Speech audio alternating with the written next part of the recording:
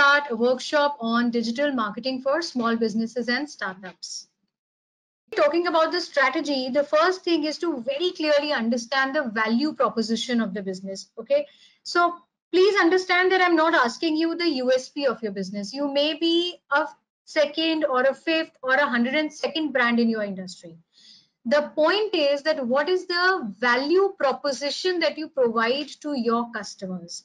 Do you provide the best price? Do you provide the best service? Do you provide the best quality? Do you provide the best distribution, in the sense that you are there everywhere? You can make your product or service available across boundaries. So what is it that you provide the best? What is the value proposition of your business? Now, this value proposition essentially will decide your marketing objective, because this is what your core competency in the time will be.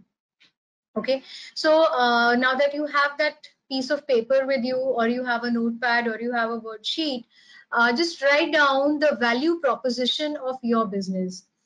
Best quality, best design, best distribution, best price, best what? What is the thing that customers will derive out of buying product or service from you? This is just in general. I'm trying to do this course, but since I am in a part of a marketing team for my company, so if I see this from my company's point of view, it's a fitness industry, wherein Okay, we look forward for the memberships to be given to the clients.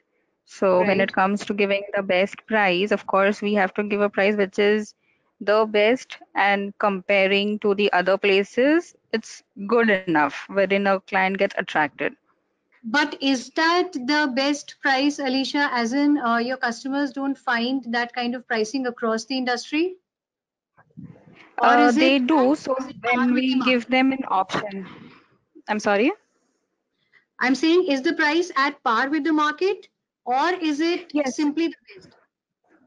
No, I would say it is at par with the market. So it's like if I give them an option of 1 year, they will find it costly. But if I ask them that go for 5 years, they'll find it cheap Hmm. that way. And then if I give them more 15 years, Is that there will any be more other cheaper. company that is offering a 5-year or a long-term membership? Yes, that's how it is. Okay. So So it's, you are yeah. providing the best service possible in the long run, right? So Yes. probably Right. now, yes, now that's a very good point. I want you to note that down with you.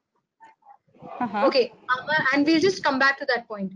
Okay, marketing objective is that you have to communicate this uniqueness, this strength about your brand to your target audience.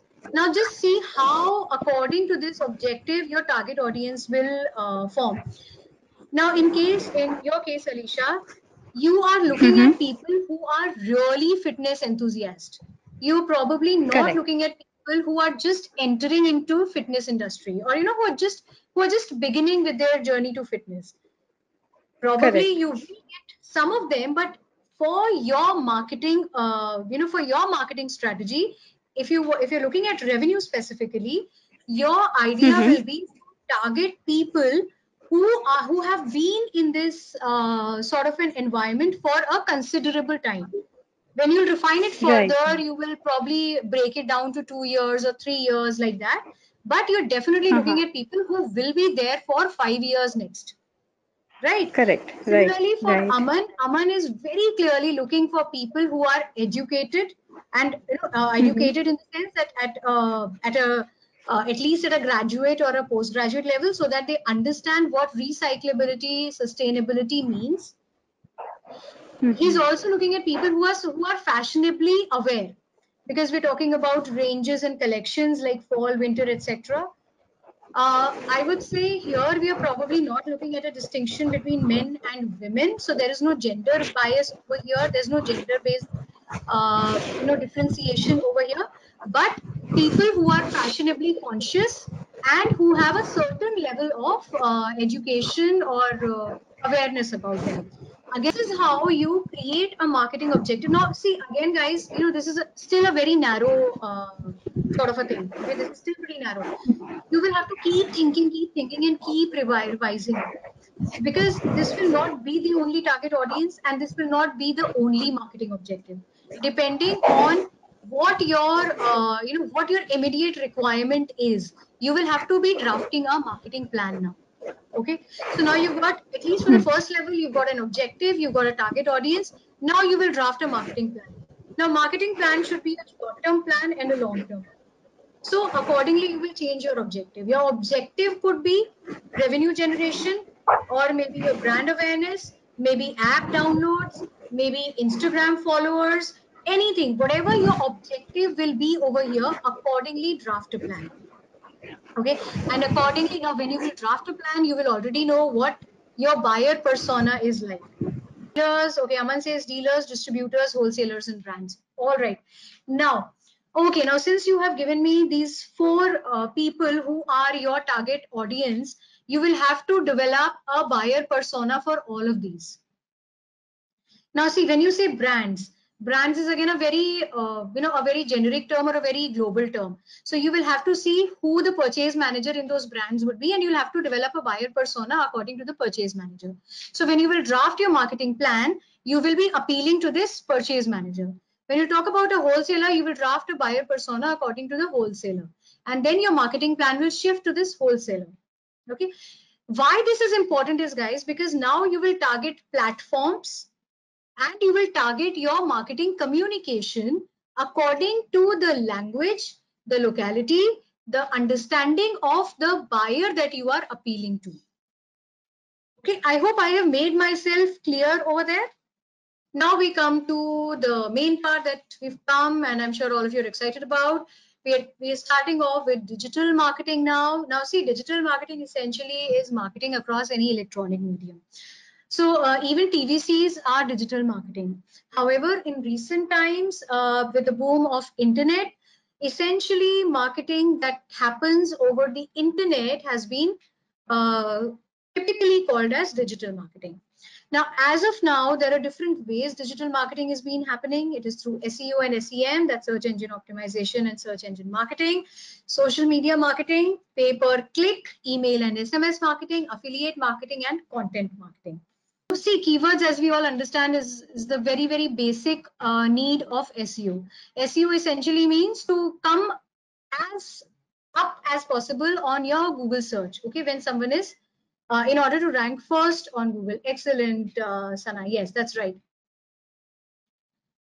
So how do we do that? We do that with the help of multiple efforts. Okay, and SEO typically takes time. So probably if you start doing SEO from today, that is all the SEO efforts combined, you start doing them from today, you will probably get to see some actionable results or some proper results in at least 2 to 3 months. So it takes time. So you have to understand that SEO, and we're talking about all organic part over here, it takes a little time. That's the first thing to understand. The second thing what everyone talked about is keywords. So we do keyword research through different platforms. Now, keywords essentially come everywhere in your page. Okay, and please remember over here, I am talking about a page. I am not talking about website as a whole. When you optimize, when you are doing SEO and you want to optimize, pages. You don't optimize a website as such. So your home page is not the only page that you have to optimize. You have to optimize each and every page of your website. So keywords, depending on what you're offering on every page, have to be put up. Okay. Now keywords will also differ when you will be doing SEO as an organic, or you will be doing PPC, that is pay per click ads, Google ads that I was talking about. The two kind of keywords that you will be using in these two things will be very different. Not very different, but they will be different. Why? Because when you're doing it organically, you can target keywords which are popular. You can target keywords which are really trending. But when you're doing PPC, when you're doing Google ads, you should target keywords that have whose CPC, cost per click, is relatively low. Yet their so their cost per click is relatively low. Their competition level is also medium to low, because then only your ads will be pushed up.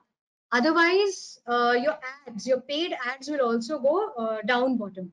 Ideally, even for your content, you should look at keywords which are long-tailed, which have low to medium competition, and which have low CPC is basically a metric that you track when you are doing pay-per-click or Google Ads, so to say.